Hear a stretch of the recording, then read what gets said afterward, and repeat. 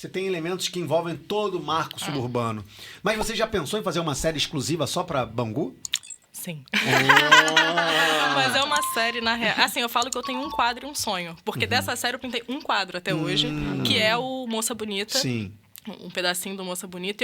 Eles são pequenininhos para lembrar cartões postais, que a minha ideia é virar, tipo assim, porque quando falam assim, o Rio de Janeiro, pensam em tudo menos em Bangu, né? Pensam em praia. Eu falo assim, pô, mas o meu Rio é outro. E existe um rio maravilhoso, sabe? Quem nunca comeu no Marco Geleia, sabe? Opa, joelhão.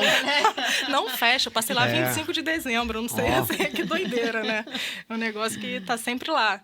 E, então, assim, eu tenho essa vontade de pegar esses lugares que marcam, a própria igreja, o Largo da Igreja, as lonas culturais, a gente estava falando aqui mais cedo, era o único acesso, foi o único acesso que eu tive à cultura na minha infância, adolescência, foi lona cultural. Os shows, teatro, curso de teatro que eu fiz na lona. Então, assim, representar também, trazer, sabe, esses espaços. Eu tenho uma tela, que é o Moça Bonita, e um sonho de fazer essa série dedicada ao meu bairro. Seria bacana, e uma exposição, né, no calçadão, assim. Eu quero, inclusive, doar uma obra para o Museu de Bangu, né? O Museu do Bangu fez 40 anos agora, essa semana, né? Então, que é uma iniciativa também dos moradores, para além do poder público, é importante falar isso, né? Como os moradores se mobilizam, se organizam para ode, para fazer reverenciar o seu subúrbio. Isso é importantíssimo. E a outra pergunta que eu ia te fazer, Bia, é o seguinte.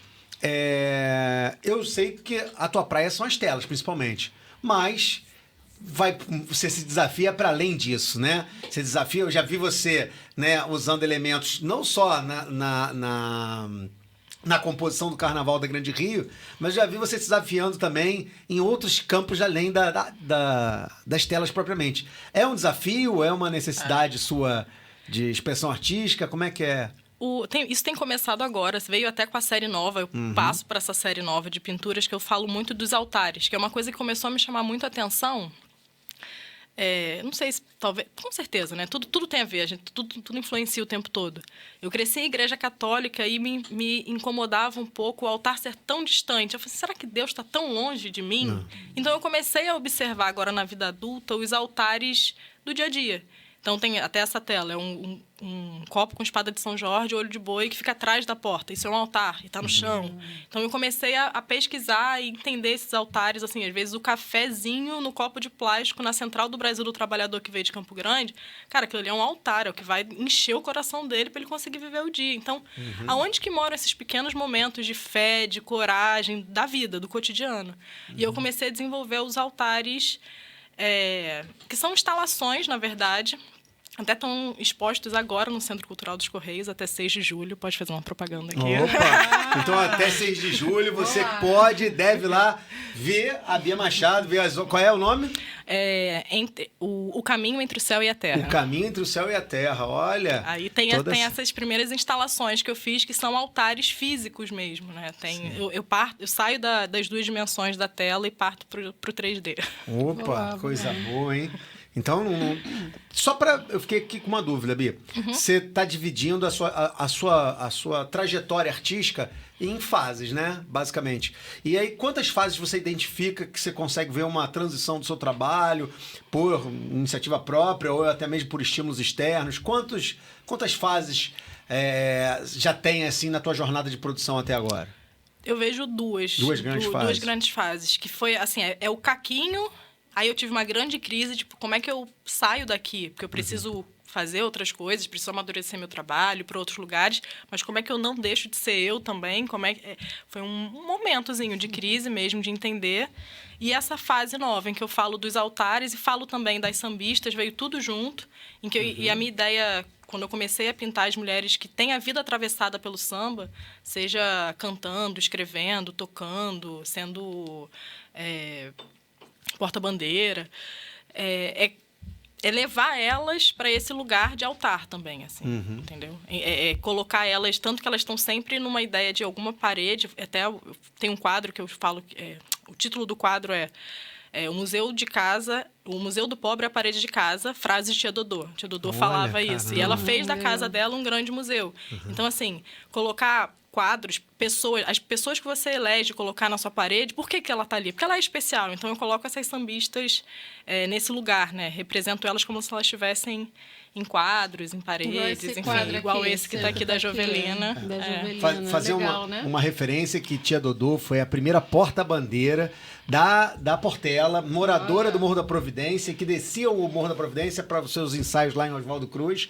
Nome fundamental da história do samba, protagonista, assim, como Madureira, que fez aniversário ontem, tem muitas mulheres protagonistas do samba, né? A gente pode falar de Tia Doca, a gente pode falar da Dona Ivone Lara, que é a primeira mulher da ala de compositores do Império Serrano, inclusive o aniversário dela é a data do Dia da Mulher Sambista, então a gente precisa reverenciar nomes que a nossa própria machismo estrutural, né, durante muito tempo colocou em um segundo plano, infelizmente. Sim.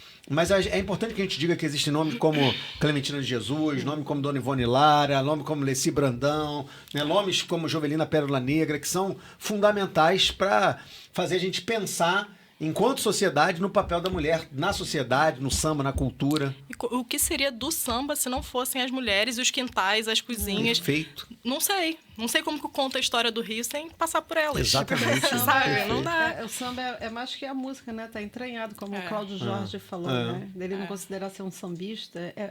O ser sambista é algo que é uma cultura. Sim. Né? Não é só fazer o samba, é uma cultura. E essa série das sambistas começou, na verdade, com interesse pessoal. Eu já estava de olho nessa coisa dos altares e indo muito à roda de samba, que vou até hoje, e vendo que tinha os altares nas rodas de samba, nas mesas, e aquilo me chamava atenção, porque não era um altar distante, pelo contrário, era um altar quase que no meio das...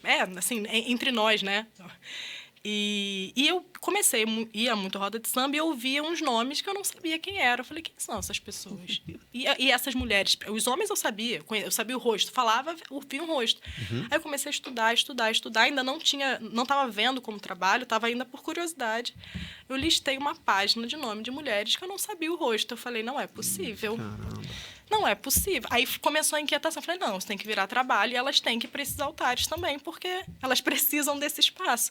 Como é que a gente não tem no nosso imaginário o rosto dessas mulheres que fizeram a nossa cultura ser como ela é, construíram, sabe? E você consegue tentar nesses espaços de samba que tem por aí? Eles compram? Não, nunca me convidaram, não. Os espaços de samba podem me Opa. convidar. Mas, olha aí. Exposição sua. Seria incrível. Seria incrível. Legal. Principalmente dessa série, assim, né? E essa série você produziu ou ainda está produzindo? Tô produzindo. E pode falar, desculpa. Que eu não, ia perguntar quantas obras você já tem realizadas a partir desse escopo novo de trabalho, dos altares e das mulheres sambistas. Olha, eu comecei esse ano.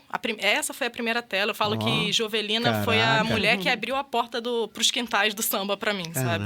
Tanto que eu pintei 2 Jovelinas, a outra eu dei pra filha dela, pra Cassiana, consegui dar de presente. Bacana. Fiquei muito, muito feliz. Foi um grande dia, assim, sabe, no meu ano. Porque eu fiquei muito feliz de conseguir. Jovelina, Clementina e Cacique de Ramos é peso, mas não sei nem se a mesa aguenta isso tudo aí, gente. Pelo amor de Deus. É muito mais linda. Comecei com ela. E assim, eu não sei quantos eu já pintei, não, mas foram alguns. Já foram talvez uns 10. Uma das perguntas que eu queria fazer é quantas obras você já tem, né? Eu deveria saber. Porque eu já vi que se essa daí você já não sabe que é a última, já só desde o começo. Não, mas é muita coisa, você produz muito, é por isso que eu tô te perguntando. Produzo bastante, tento. A gente que te acompanha nas redes, no dia a dia, vê que, cara, sempre tem uma coisa nova e umas obras que demandam de muito tempo para ser produzida, né? A próxima que tá vindo vem grande e vem com muito detalhe, tá? Opa, que isso, cara. Você já lançou o nome aí na mesa. Já lancei? Já lançou. Agora a expectativa para ver. Caraca. Eu tô quietinha. Ela não quer lançar os spoilers, a gente tá só aqui, ó, só cutucando pra ver se sai alguma coisa, né, cara? Papo de subúrbio. E aí, gostou desse corte? Que tal assistir o episódio inteiro? Continue conosco, assista outros episódios e acompanhe nossas redes. Papo de Subúrbio, espalha pra geral. Vem!